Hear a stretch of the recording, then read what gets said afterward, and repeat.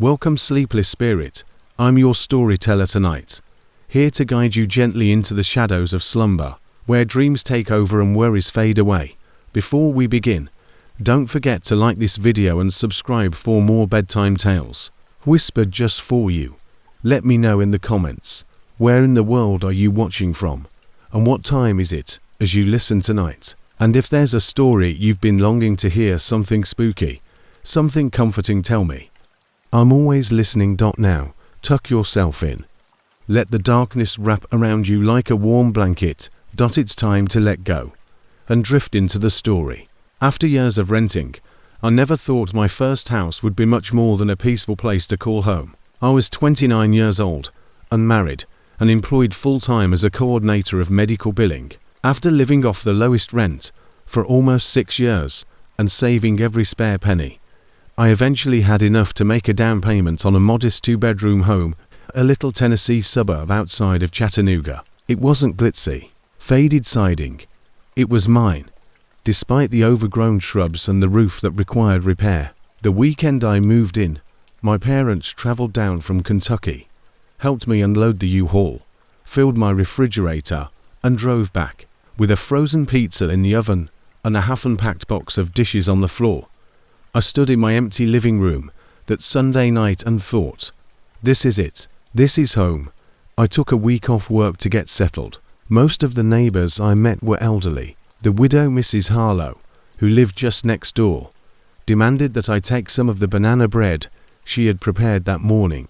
Then there was a younger couple across the street, Caleb and Trish, who walked their infant daughter in a stroller every morning. The first Saturday after I moved there, they asked me to a picnic in the backyard. In that, everyone appeared to be cordial, will smile and wave, but not in an intrusive manner. Aside from the house at the end of the block, it seemed reassuring. It was not the same. Newspapers stacked on the porch, peeling paint, and a missing gutter portion that hangs like a broken arm. I thought it was deserted, or perhaps just owned by a careless person. I believed that until I witnessed someone emerge from it. During my first week, I heard someone knock on my door at approximately 9:31 p.m. Several slow, dispersed thuds, not a ding-dong. I paused. No one had been invited. When I looked through the peephole, I saw a man in his mid-50s with a tattered grey beard and a flannel. He might have been bald on top. He had a slight hunch, as if he had been doing physical labor for years. When he saw me at the door, he grinned. "Hello," he said. "I apologize for bothering you today. Carl is his name. Just down at the end is where I live. I take it you're new here." Keeping my fingers on the edge, I cautiously opened the door halfway. "Yes," I said with caution. "Simply moved in the previous week." He gave a nod. "Greetings. A woman named Peggy used to own the place.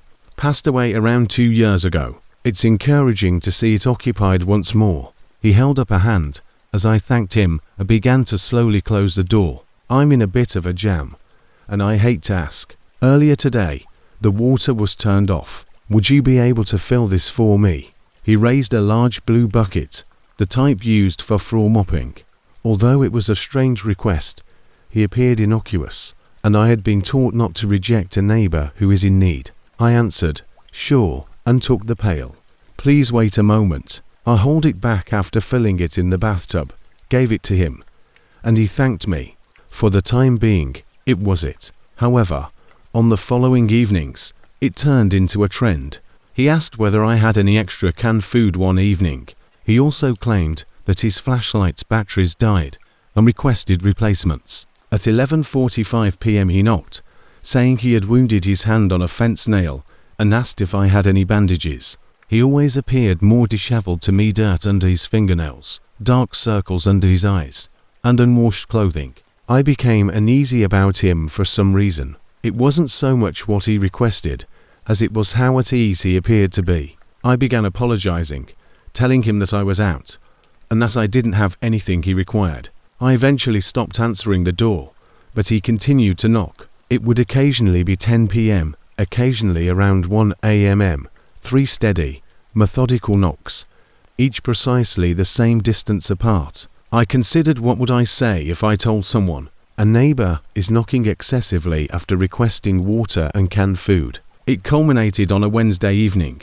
When I heard it, it was almost midnight. The 3 knocks again. I groaned, strolled to the peephole, and almost disregarded it. Then I caught sight of his face. His expression was one of terror. He was breathing heavily, as if he had been running, and his eyes were wide. I opened the door a crack despite my stomach churn. "Carl." He glanced back at me after glancing over his shoulder. "Apologies." "Look," he added hastily. "Sorry. I believe I recently purchased this new propane barbecue. However, I smell gas and believe I hooked it up incorrectly. Could you check it for me? All I need is someone to let me know if it smells strange." I blinked. "Do you want me to visit your home at this moment? I don't want to blow the place up or anything, but I wouldn't ask. Just stop by and have a look." I no longer have faith in my own nose. As I stood there, I processed, my entire being cried out, "No." However, I felt a strange mixture of worrying and remorse. After telling him I would be there in a moment, I went back inside to put on my shoes and said, "What if there was actually a gas leak?" I also reached for my phone, just in case. At the very end of the block was Carl's residence. A rusted-out lawn chair and several shattered lawn chairs cluttered his front yard. Grill. There were no lights on, but his front door was ajar. "Out back. It's in the yard," he called from inside. When I carefully entered his backyard through the fence, I saw only a patch of mud and an overturned wheelbarrow, no grill or propane tank. I called, "Carl," and he replied, "Yeah, I'm down here." From inside the home, I took it into the basement, wanting to keep it secure, and asked for help carrying it back up. As I approached the back door, I noticed that it was completely dark inside with no lights on. "You got a light in there?" "No," I said. "The switch snapped some time ago." "Come on, please." "Here I am, down here." I remained motionless. "I think I'm going to head back, Carl," I said, feeling my heartbeat thumping against my ribs. "If you believe it's unsafe, I'll get someone to come check it out." Then there was silence. Then there was a thump, thump, thump.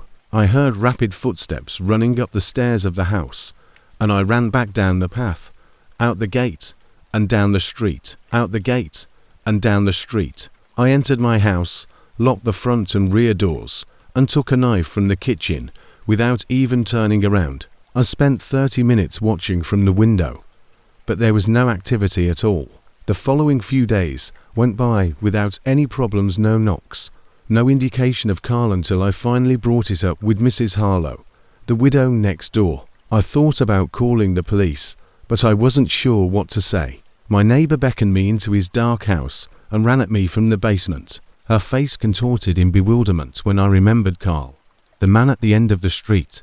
"Sweetheart, nobody lives in that house," she said. "Since old Pete passed away 2 years ago, it has been deserted." My head was spinning and my heart was racing as I stood there. "No," I answered softly. "I've had a conversation with someone. I live there," he said. She gave a head shake. "There isn't even running water or electricity there, honey. Maybe there was someone squatting. However, I haven't seen anybody. Twice a day, I take my dog for walks directly by that location." I explained what had transpired to her. She made a police call. They looked around the house, but couldn't find anything. There was no barbecue, no food, no clothes, no bed, and no indication that anyone had lately lived there.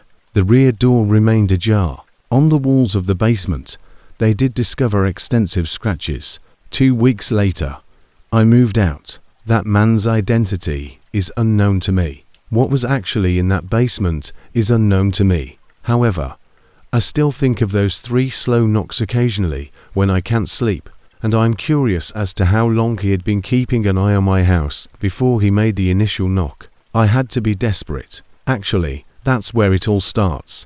When your finances are exhausted, your alternatives are limited, and you are operating on a kind of optimism that causes you to overlook warning signs, since they are the only things that are fluttering in the breeze. I had just lost the student housing lottery in the summer before my 2nd year of college. I had returned to my hometown of Deerfield, a little Midwestern town. Fall was lovely, summer was scorching, and I was trying to figure out where I would live when classes resumed. Unless they obtained a medical exemption, second-year students at Emerson Valley University were not permitted to remain in the residence halls. I didn't, so I required a flat. The off-campus accommodation in Emerson Valley was a nightmare, either in disarray or ridiculously costly. I saved up enough cash from my job at the movie theater the previous year to cover the deposit. However, rent. I couldn't swing it by myself. I did what any 19-year-old who was broke and somewhat hopeful would do. I advertised on Craigslist and in the Emerson classifieds, seeking a roommate as soon as possible. A responsible, quiet student is seeking a roommate to share the cost for a 2-bedroom apartment close to university. I'm respectful, clean, non-smoking, and take my studies seriously. If you're interested, message me. It's simple and straightforward. The time I posted it was 9:23 p.m., then proceeded to prepare quick noodles. 10:01 p.m. I had a single answer. Elaine Barrett was her name. After losing her husband the previous year, she wrote in brief but kind terms that she was recently retired and required a smaller space. Her age made me stop. She reread her reply, stating that she was 71. She sounded nice. She claimed she liked students, enjoyed the quiet, wouldn't be a nuisance, and was willing to pay half the rent without hesitation. That week, I received no other responses. We had leased a small brick duplex 5 blocks from university by the time September arrived. Although it was peaceful and clean, it had yellowed blinds and creaking flooring. The front porch was tiny, and the large oak tree in front that provided shade for the windows in the living room. Elaine had white hair in a tight bun and was petite, perhaps 5 and skinny, but not fragile. Despite the heat, she consistently donned cardigans and long skirts. She had a gentle voice and the lavender soap scent. On the same day, we moved in. She brought over a suitcase and a single box, which is why I remember, declared her disbelief in clutter. I could have the room with the bay window, she said, choosing the smaller one at the back of the home. She claimed that she didn't watch TV and that she would spend most of her time in her room solving puzzles or reading. She was the ideal roommate, to be honest. I hardly saw her throughout the first couple weeks. After class, I would get home, prepare supper, and perhaps listen to her go to the restroom or fill up the kettle. She was always courteous and soft-spoken, and occasionally she would enter the kitchen while I was there and say something nice like, "Long day," or "Smells good." Then, however, things began to change. The laughter caught my attention right away. It began one evening when I was writing on a paper while seated on the floor of the living room. A tiny giggle reached my ears. From her chamber came a high-pitched, almost girlish voice. I initially grinned. I thought she was talking to a buddy on the phone, but it seemed to go on forever, like she was observing something that no one else could see. She would giggle softly and sharply without talking or using any other voice. It happened again the following few evenings. I would be giggling while working on my homework or silently watching something through the wall. There is only ever one sound. That laughter, no words, no murmurs. I felt a little uneasy, as if something wasn't quite right, but not enough to mention. Her looking was the second thing. I noticed that she was observing me, with her hands loosely clenched in front of her stomach. She would stand just inside the hallway leading to her room, half hidden by shadows, and observe. She would be there when I looked up from the couch, still, silent, and staring with a little, hazy smile that stopped short of her eyes. I initially believed that she might wish to speak, but each time I said, "Hey, Elaine," she would only nod slowly before turning and leaving. Around the middle of October, everything began to feel off. Things went from strange old woman to something's wrong, and I don't know how to fix it at that point. Around 3 in the morning, the sound of tapping roused me. Not tapping or knocking, steady and gentle, hardly audible above a whisper. With my heart racing, I got up and saw that it was coming from the door of my bedroom. I went cold.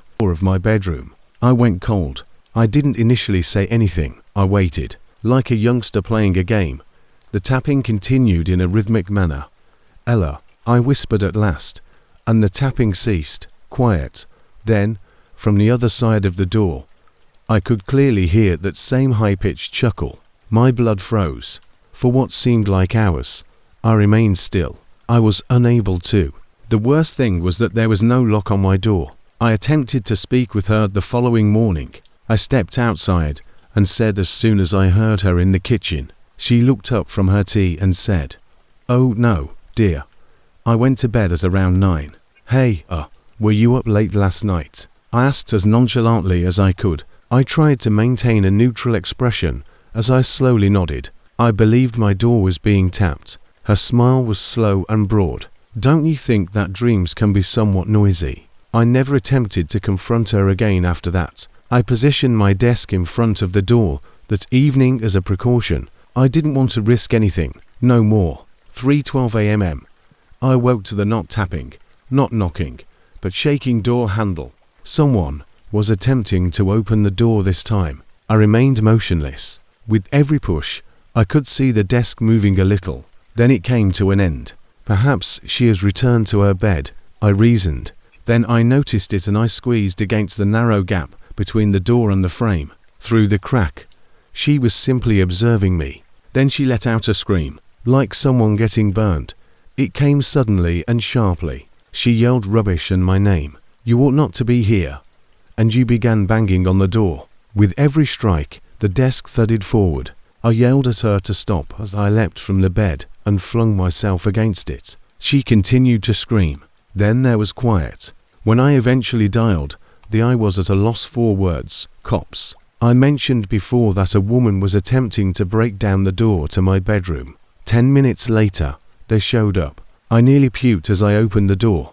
The door had been stabbed with every knife that was in our kitchen drawer, some just hanging, some buried deep. My door had the appearance of a steel pincushion. At first, Elaine remained in her room. One of the cops gave a soft knock. While I described everything, the other person held my arm. She was observing, laughing, and yelling. She didn't go in silence. She needed to be restrained. When they brought her out, she shouted about blood in the walls, noises, and devils. She avoided eye contact. I moved across town to a new apartment the following month, with 2 additional pupils this time. We divided the 3 rents ways, and even though it was smaller, I never felt secure there. Elaine was never seen by me again. The officer who followed up subsequently informed me that she had no medical documents and no next of kin. Her ID had a fake name on it. Elaine Barrett was not listed in this state's public registration. According to the landlord, she'd also responded to his Craigslist post, made a cash payment. I will always remember the way her eye peered through that gap in the door, even if I still don't know who she was or what she wants, as if she was waiting, not only observing me. It was first just a creak, as one might anticipate from a terrace home that has been there since the late 19th century.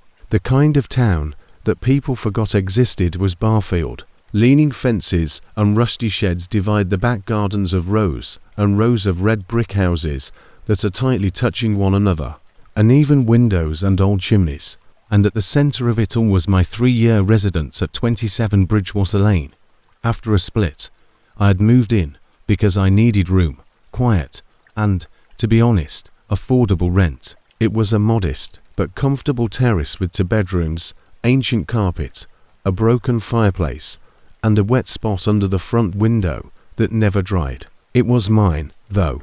Grace Holloway is my name.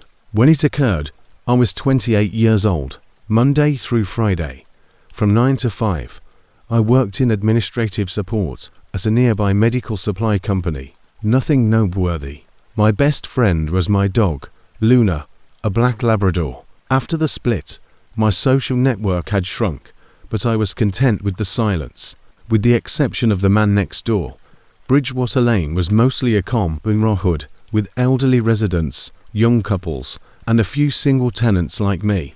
Robert was that person. Even in the heat, he wore old knit cardigans, lived at 29, was balding, and was in his mid-40s. I never saw him with guests, didn't appear to have worked. Sometimes he would sit on his front step, watching passers-by while using his yellowed fingers to roll cigarettes, not in an inquisitive manner, but rather in a way that records everything. We would give a casual nod. I was never at ease enough to engage in a lengthy discussion. It was more than his looks. It was the excessive lingering of his eyes. When he believed no one was looking, he would smile. After a quiet first month, I began to hear things around week 5. It started in the restroom. There were occasional creaks in the ceiling above the tub. Nothing spectacular, just a gentle skirmish or bang here and then, like a little shuffling. I assumed it was an animal that had gotten beneath the roof tiles, either a bird or a squirrel. There was an attic hatch in the house, immediately outside the restroom. When I first moved in, I would only ever urinate up there once. Just insulation, neglected pipes, and dusty beams. There was never any cause for me to return. I vividly recall hearing it again one evening for a long shift, while Luna was cold outside the door and candles were lit, and I was relaxing in the shower. Gentle motion up above me. There was a faint trickle from the ceiling, followed by quiet. Luna gave a deep growl. Half through 2, I sat up. I murmured, probably just a pigeon or anything. Nevertheless, that weekend I asked my friend Adam to come check the attic for me. He carried a torch, ascended the ladder halfway, and illuminated the area. Grace, nothing up there, just regret and cobwebs. He laughed. I chuckled. He descended. It wasn't until weeks later that I gave it another thought. It was an early autumn Friday night. I was running late, but I had arranged to meet friends in the pub for a birthday celebration. Luna began barking loudly, sharply, and desperately as I was towel drying my hair to getting out of the shower. She was in the hallway when I hurried out of the restroom, her eyes fixed on the ceiling and her tail stiff. Specifically, she was gazing at the ceiling, above the restroom. Luna, what's wrong? I said in a tense voice. She remained still. Then I heard a slight scrape over my head, as if someone was slowly dragging something. It's not an animal. Shit, I mumbled, grabbing my phone. I wasn't staying. It seemed like someone was crawling, purposefully moving their weight beam by beam, and I froze, my breath catching. I quickly got dressed, gave a friend a call, and said instead I would get ready at her house. I uttered the entire call in a whisper, feeling both foolish and afraid. Luna dragged me down the path as I hurried out of the home. I couldn't quit thinking about it that night. I had trouble sleeping. When Robert called out the following morning, I was attempting to act normal while standing outside watering the front garden. He said, "You all right?" I pivoted. His face was expressionless as he stood on his porch. I forced a smile and answered, "Yeah, thanks." I resumed my watering. He asked, "Did you make it to your friend's place in time?" I stopped and blinked as I turned to head inside. "Apologies. I heard you mention getting ready at her apartment last night." I hadn't actually spoken that aloud, nor outside, nor by the window. I'd said it in a whisper while I stood in the corridor, far away from any communal wall. I felt sick to my stomach. It came to me in waves. How could he have known? "Oh, yeah, I did. Thank you," I said as I entered and locked the door. My skin went cold when I heard him say that he had heard me from inside the house. I called my dad, and an hour later, he, my uncle, and my cousin showed up. We didn't want to confront anyone just yet. We just needed answers. So we turned on the bathroom light and left the rest of the upstairs dark. Then we opened the attic hatch, and initially there was nothing there. But then I saw it. 2 small pinholes in the bathroom ceiling, just above the tub. My cousin went up first, and it was quiet for a while. We turned off the bathroom light, and the attic above us remained dark except for 2 pinpoints of light staring downward like eyes. They were not visible until you were standing precisely beneath them. "The wall between your attic and next door is broken," he whispered softly as he descended. "They hammered in bricks. The majority of them support you." My dad went straight outside across the path and started hammering on Robert's door. His face darkened. "You coward, open up," he screamed. "Get the fucking door open." However, Robert wasn't responding or wasn't at home. We dialed the cops. They arrived, walked into the attic, and asked questions. Robert blamed the damage and claimed he had never been up there. On the former tenants, one of the officers told us in private, "There's no proof. It was more than just we can't arrest someone for noises." Robert was aware of inappropriate information. My ceiling had holes in it. Maybe 4 weeks, someone had been observing me, and he had smashed the wall separating our houses. The report never materialized. However, I never again slept at that residence. That week, I moved back in with my parents and came back later to get my belongings during the day. Never by myself. Robert was never seen by me again. After 6 months, he moved out. According to the rental agent, the house was no longer fit for tenants due to unforeseen water damage in the attic. I'm still curious about what may have happened if I hadn't gone that evening, years later. If I had spent a little more time in the bathtub, if Luna hadn't let out a bark, had I not muttered, if I hadn't followed my instincts. I occasionally dream about dark tunnels above my head and creaking flooring, and just to be sure, I occasionally get up and look at the ceiling. For even now, in a new town and a new home, I never glance at the same manner in the attic. I had no idea that living abroad would introduce me to the taste of terror. When I received my admittance letter at Newly University to study psychology, I was 20 years old. Back in India, I recall rushing around my tiny room. I'm texting my best friend in all uppercase while my phone is trembling in my hands. The degree was not the only factor. It was liberty. There was tension at home. No matter how loud my headphones were, I could never stop my parents' daily cycle of arguments. I had to get out. It wasn't Manchester or London. It was a more subdued university town with rows of red brick residences that made me think of a BBC programme. Ivy-covered buildings and buses that were constantly late. I had the most amazing first year ever. I resided in small rooms in dorms with communal kitchens that were always reeking of instant noodles and burnt bread. I met Matt, Zoe, and Chloe there. We clicked right away. Nights out, dance parties in the kitchen, and crying over homework. It was better than family. We were prepared to move into our own home by the start of the second year. Not a flat with strange regulations and paper-thin walls. A real 2-story home that is rented out as student housing services. Our home was located on Ashcraft Lane, at the end of a row of terraces. We had a small backyard, a corner store 5 minutes away, and a flimsy wooden fence that led to a small alleyway. My room had a window overlooking the backyard and was located on the ground floor. I liked it despite its little size. I could watch squirrels dance on the brick walls and smoke out the window. On both sides of us were neighbours. The family on the left was peaceful, an elderly couple that only ever gave courteous waves. However, those on the right were not the same. 5 noisy, half-intoxicated dudes. The location was such that you could hear the wind blowing through the window cracks and the nighttime hoot of an owl in the distance. Some might describe it as peaceful. However, one unpleasant presence always cast a shadow over that tranquility for me. A man by the name of Mr. Grayson owned the house directly next to ours. To be honest, I never wanted to know his first name, and I hardly knew it. Even though he was older than my grandparents, there was something about him that always made me shiver. His house was completely obscured from view by layers of white spray paint applied to its windows. Untended 4 months, his yard was a jungle of dead limbs and weeds. The fact that he constantly appeared to be observing the walk home, however, was the most unsettling aspect. I would walk the 2 miles home every workday after Miller Elementary's last bell rung.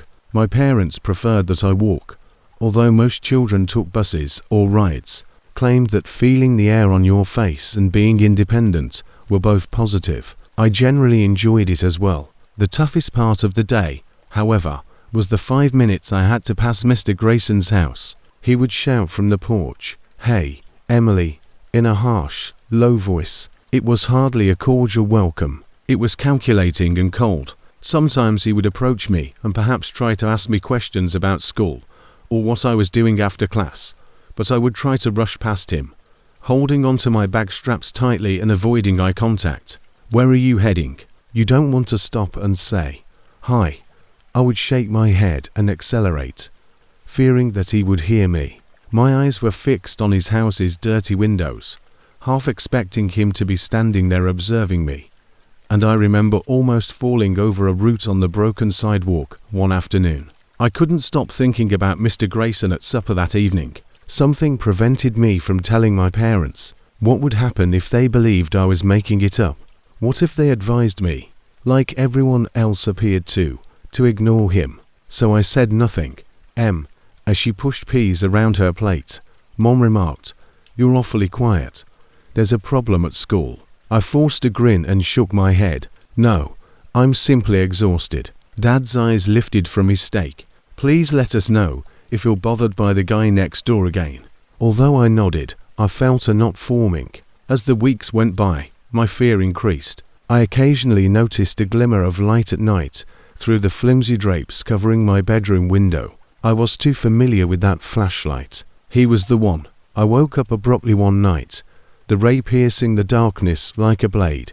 My breath caught and remained motionless. His slow and methodical movements made my stomach spin, even though I couldn't see his face properly. I convinced myself he couldn't see much, so I pulled the blankets tighter about me. Even though my window was on the second story, I was unable to fall asleep. The summer then arrived, the night that made all the difference. The light came back, brighter this time, with a gentle thud against the side of the house, and I was laying in bed with the fan humming softly. My heart stopped beating. The sound was familiar to me. The ladder was the object. I had previously watched it, leaned during the day, against the side of Mr. Grayson's porch. It was more than just a ladder at night, though. It was dangerous.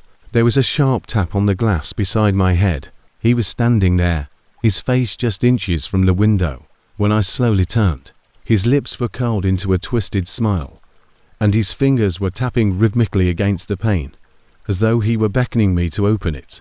With a yell, I ran out of my room and into my parents' bedroom. He's at my window, Mom and Dad, with flashlights in hand.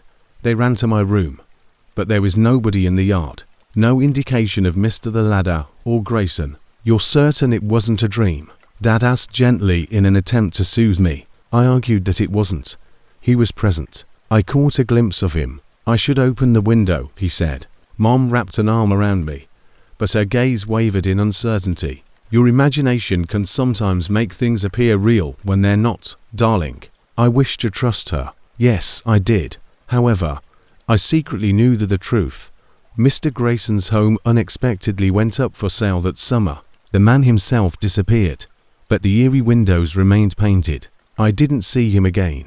It became quieter at home after the night at the window. However, I never forgot that sensation. The way his smile stopped short of his eyes.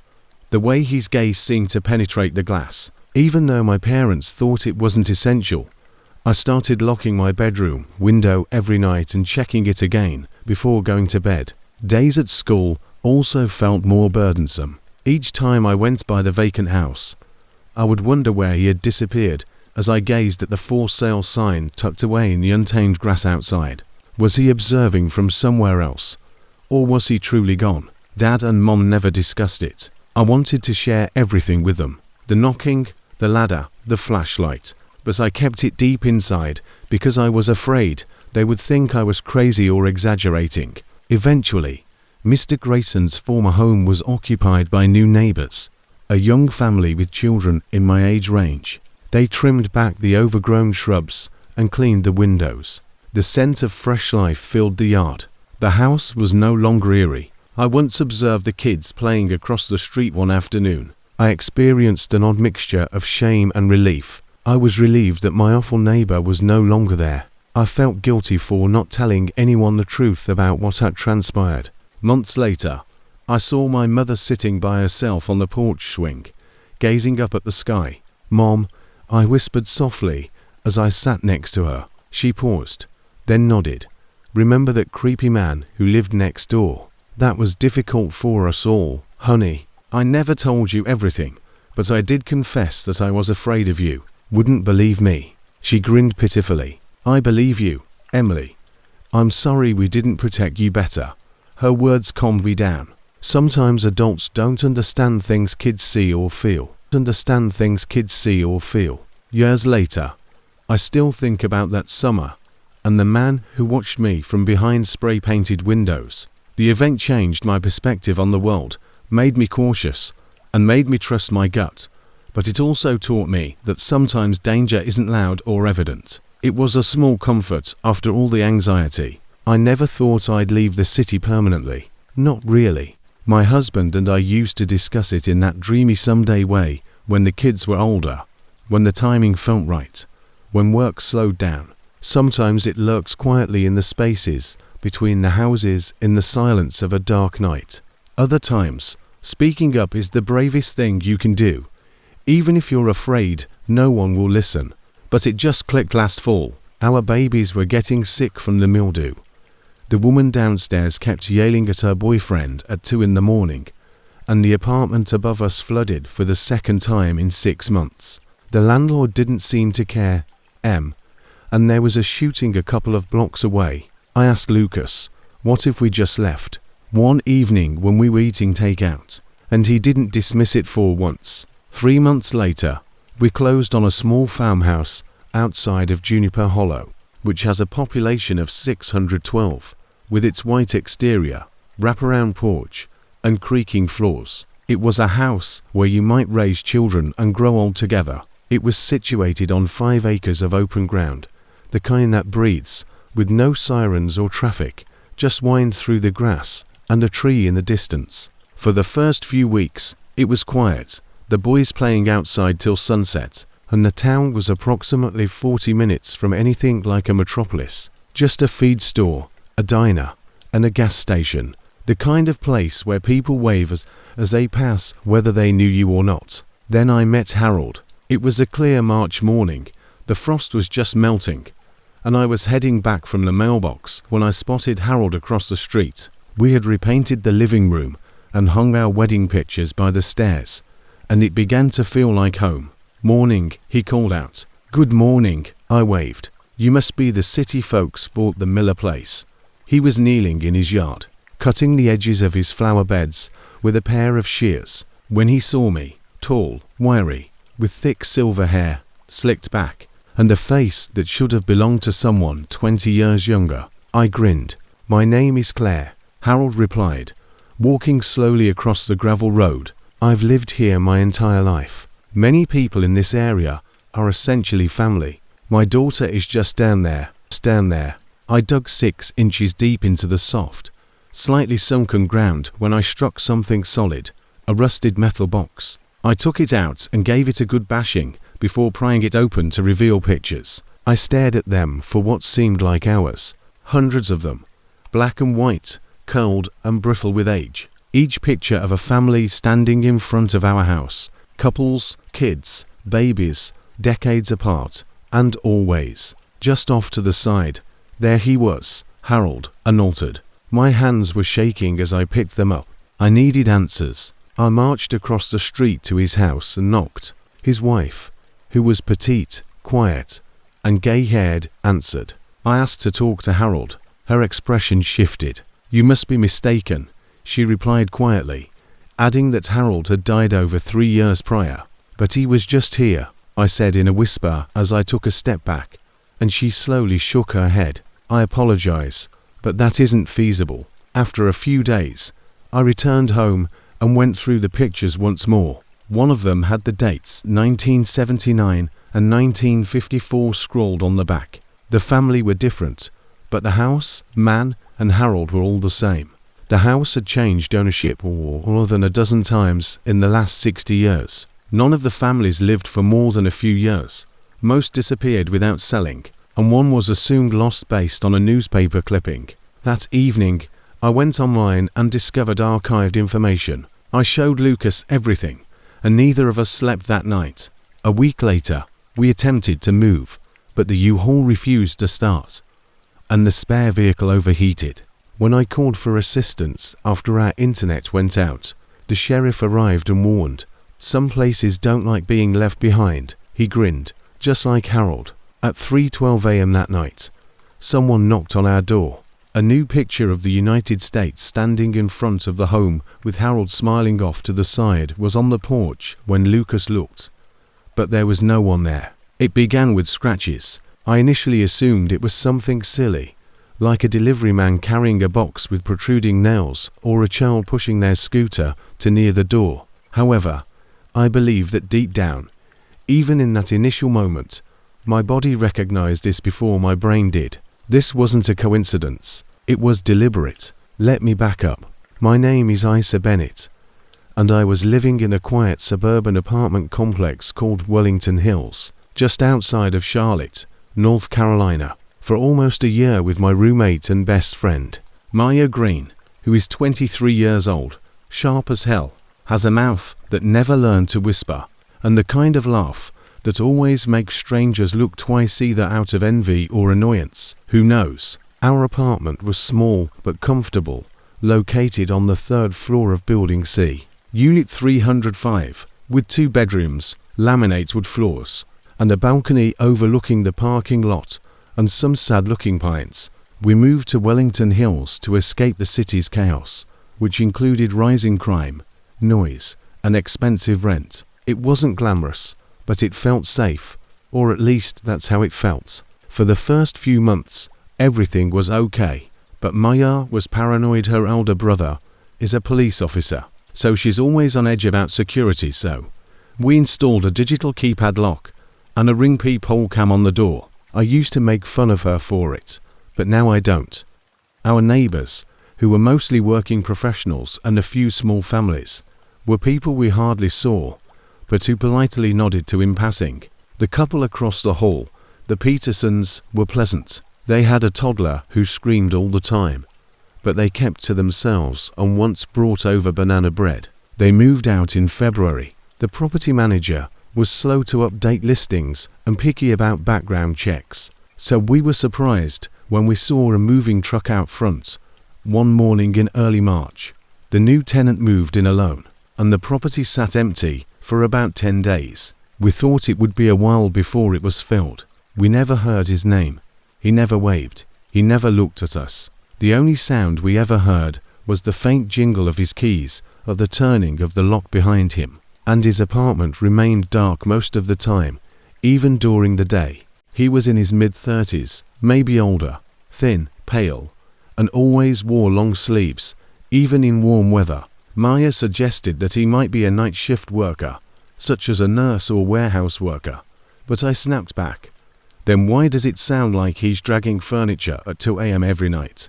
There was a low, slow scraping sound that sounded like something heavy being pulled across hardwood. When we first heard it, while watching a movie, we paused the TV, looked at each other, waited, and then heard footsteps measured, deliberate, pacing, and then it stopped. We didn't give it much thought. It might have been cleaning or moving furniture. The sounds became regular over the next few weeks, always after midnight and occasionally around 2 a.m. Despite our assurances that it was normal, we heard him murmuring quickly and low, sometimes around 4 o'clock, as if he were arguing with himself or someone, but we didn't say anything since we didn't know what to say. Hello, excuse us. Could you maybe stop pacing like a serial killer every night? Followed by the hallway incident. I got home at midnight on a Thursday after working a late shift, and Maya had already gone to bed when she got up at 1:30 to get water, only to find him standing right in front of our door, not moving, not knocking, not doing anything. In the morning, she informed me, attempting to laugh it off, but her voice was stiff and forced. "Hi," she began hesitantly, and got no response. He didn't flinch or even glance at her, but turned slowly and walked back to his apartment. The ring alert began when I looked at the ring camera and saw him standing there for over 4 minutes without blinking, staring at the peephole. Late night motion was detected between 1 and 3 in the morning every once, occasionally twice a night. In every tape, we saw him slowly passing our door, pausing occasionally to stand, reaching out and touching the doorknob, and once leaning down to talk into the keyhole. Maya began sleeping with pepper spray under her pillow, and I kept a metal baseball bat by the bed. We turned down the sound and listened to the muttering, raspy, and broken sound. Then there were scratches, deep, angry gashes on the front door that looked like someone had taken. We reported it to the leasing office, who nodded courteously, said they would take note of it, and promised to check the hallway camera 2 days before we discovered it hadn't been functioning for months and dragged a key, or something sharper, in wide arcs across the paint. Not once, not twice, but repeatedly until the wood underneath was exposed. When we showed them the ring tape, they wondered if he had really done anything criminal. Let us know if anything else happens, they added. They won't assist us until he stabs one of us through the mail slot. And I recall Mayar closing the door when we arrived home. The night arrived, and I recall that it was a Tuesday at 1:37 a.m.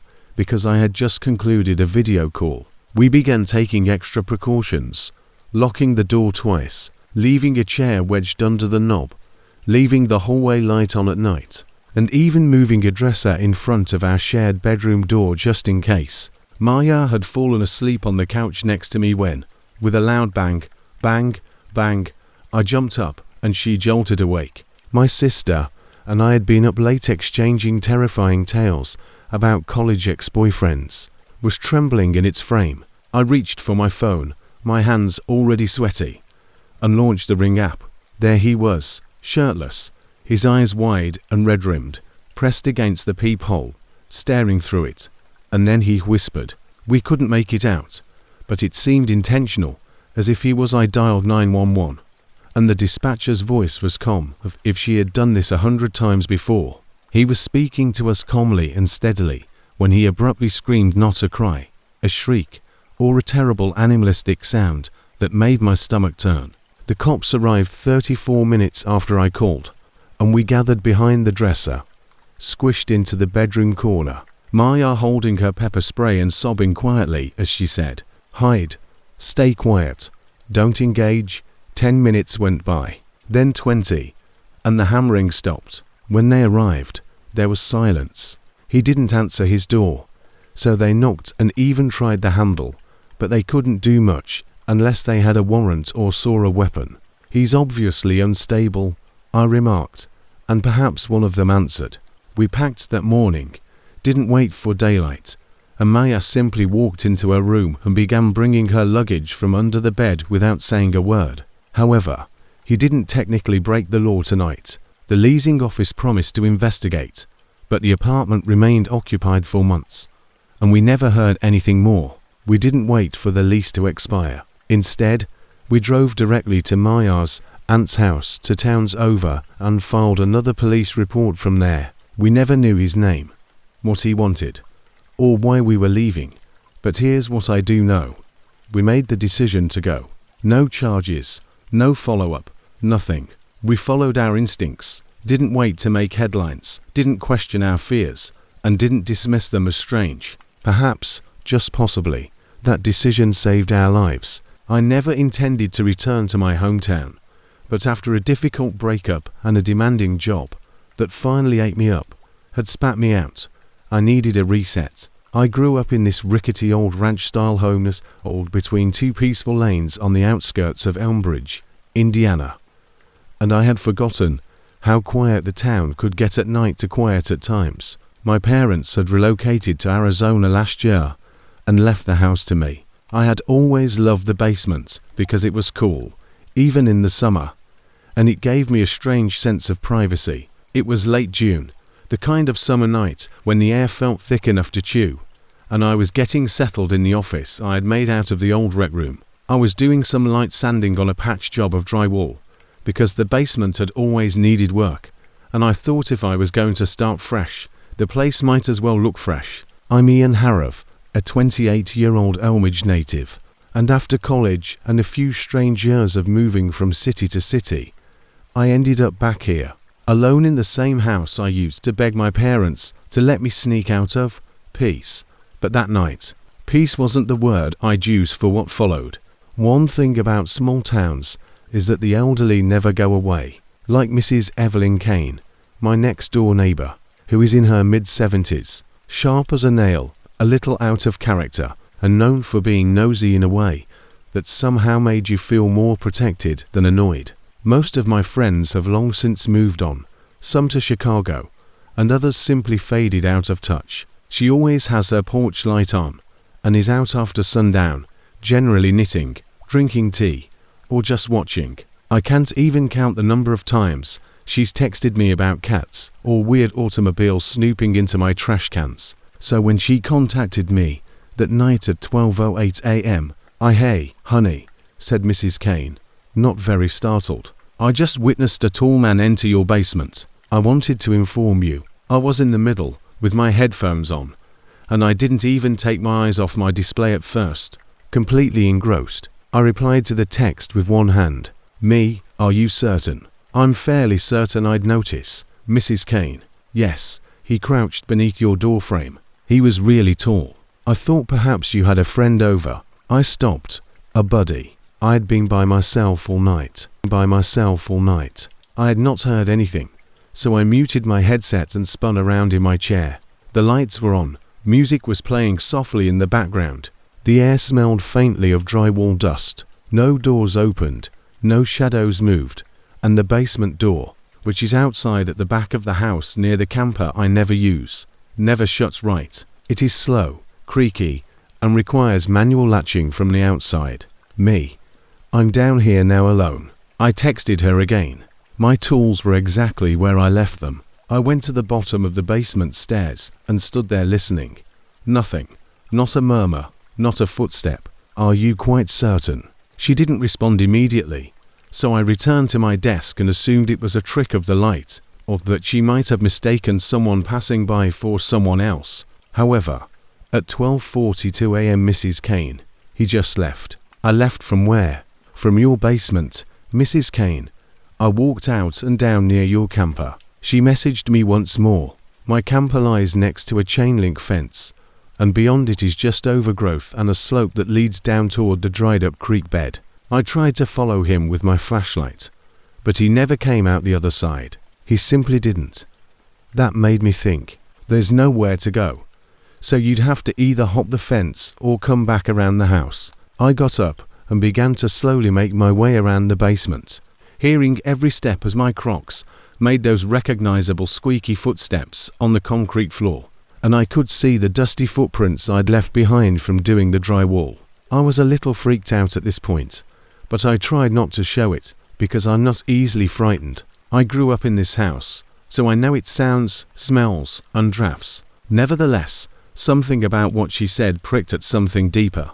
There were no additional footprints, smudges, or indications that anyone else had been down there. Maybe standing on her porch, drinking lemonade, or whatever she was drinking, would calm me down. I made the decision to go speak to her directly. I grasped the door handle and pulled, but it didn't move. The door wouldn't open. That didn't make sense. As previously mentioned, this door is quite slow to close and only latches if you slide the bolt on the outside. I hadn't even fully closed it when I entered earlier, and the padlock was still on the shelf next to my desk. I tried jiggling the handle once more, but to no avail. Now that I was irritated, I thought perhaps the door had moved with the weather, which occasionally occurs in older houses. I took out a flashlight and looked at the windows, those small ones close to the ceiling, which meant more fall light than the door opened perfectly from the outside, with no resistance, but I had already used them when I locked myself out last winter.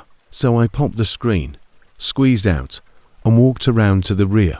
I leapt my fence and went over to Evelyn's, who was sitting in a chair with the porch light buzzing just above her. "You okay?" she inquired as soon as I came onto the porch. At this point, I was putting it down to either swelling wood or possibly the hinges catching. It was still strange, but not impossible. "Yes," I responded.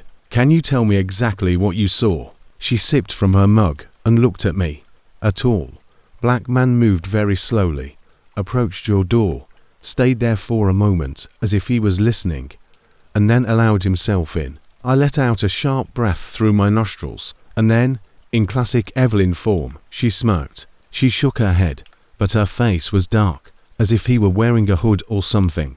Was he cute? I rolled my eyes. Evelyn laughed. Really? I apologized. I was only trying to lighten the situation. It was almost 1 in the morning, now that the night had grown deeper and thicker. I said good night, leapt the fence, and walked through the entire home, making sure that nothing had been disturbed, that everything was locked, and that everything was in its proper place. I have a tendency to pace when I'm thinking. I crept down the stairs after walking the upstairs halls, moving a couple of dishes and straightening a picture frame when I heard a loud bang coming from the basement. It wasn't like a door slamming or glass shattering, but rather like a shelf collapsing or wood splitting.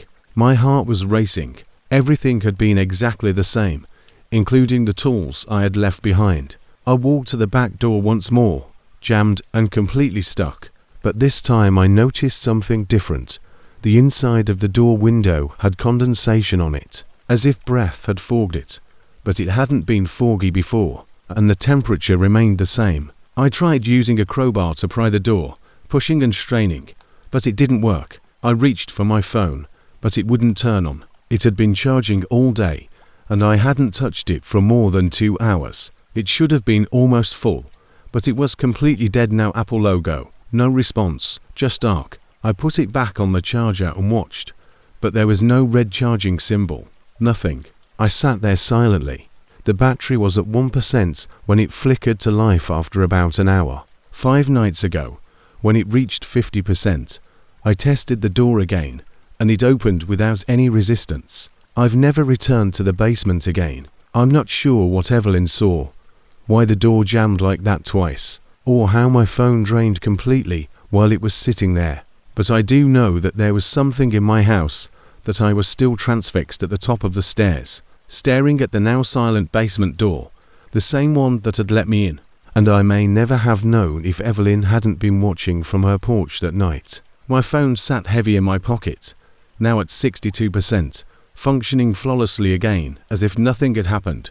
But something had happened, something I couldn't explain. I turned the deadbolt on the basement door without going back down, and for some reason it wouldn't open from the inside. It wouldn't open from the inside. I looked through the small window built into the frame, locked it, turned around, and walked to the kitchen like a man acting as though his house wasn't living, and texted the neighbor, Mrs. Barker, a single word. Did you see anything else? She didn't answer for a few minutes before responding. He's no longer in your yard. That should have cheered me up. But it didn't, because it meant that someone was there. I decided to sleep upstairs, regardless of how hot it was, and locked myself in the spare bedroom, turning off all the lights and grabbing a knife from the kitchen, just in case. I slept very little, and I kept thinking I heard slow, gentle footfall creaking just under the floor. By dawn, sunlight was streaming through the curtains, warm and golden and normal, and for a time I thought I was just having a hallucination, or perhaps I had dreamed everything. Stress, too much coffee, too many spooky YouTube videos. And then I received another text.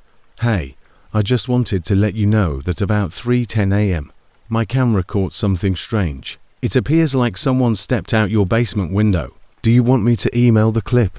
I called her rather than responding, and she said, hello, with a strange pause. Send it now. Pause. Are you sure you sound? Send it, please, I said.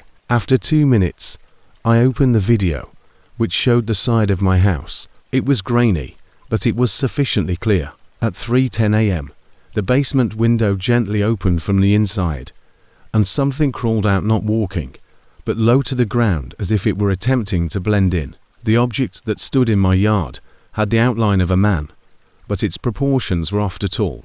Arms too long, head too low, like long limbs, awkward movements, and too tall to comfortably fit out of that small window. But it somehow folded itself like its bones were made of elastic, and then it stood. My heart was pounding so hard that I thought I could throw up, but it had no neck at all.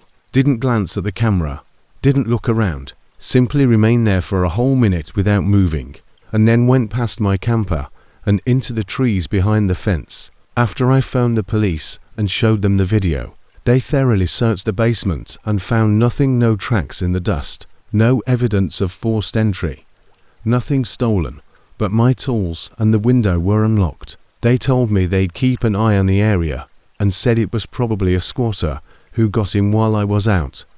Maybe they'd been hiding in the crawl space. I could tell they didn't believe what the video actually showed, and I didn't blame them. One of them, a rusted crowbar I hadn't touched in years, was lying just beneath the window, half covered in old drywall dust, as if it had been placed there. After I positioned the heavy dresser in front of the basement door, closed all the windows twice, and even dragged the camper around to block the outdoor entry to the basement, I was still unable to sleep that night at around 2 a.m. Latinis Creek, like someone going more slowly and deliberately, came from beneath my feet. Then I heard something tapping against the ceiling below me once, twice, and then there was stillness. A week later, I rented a storage unit, packed up most of my tools, sealed the window from the outside with metal flashing and bolts, and filled it with concrete from the inside. I never went back down into the basement again. I paid a man cash to do the work, explaining that it was for security. Mrs. I don't blame her. I still live here and I still adore my house, but occasionally late at night I swear I hear something moving under the floorboards. Barker moved a few weeks later and claimed she wanted to be nearer to her daughter. I believe she just wanted to be away from my yard. It's just the house settling, I remind myself. However, I know deep down better. That night, I wasn't by myself in the basement, and I doubt I ever will again. Left.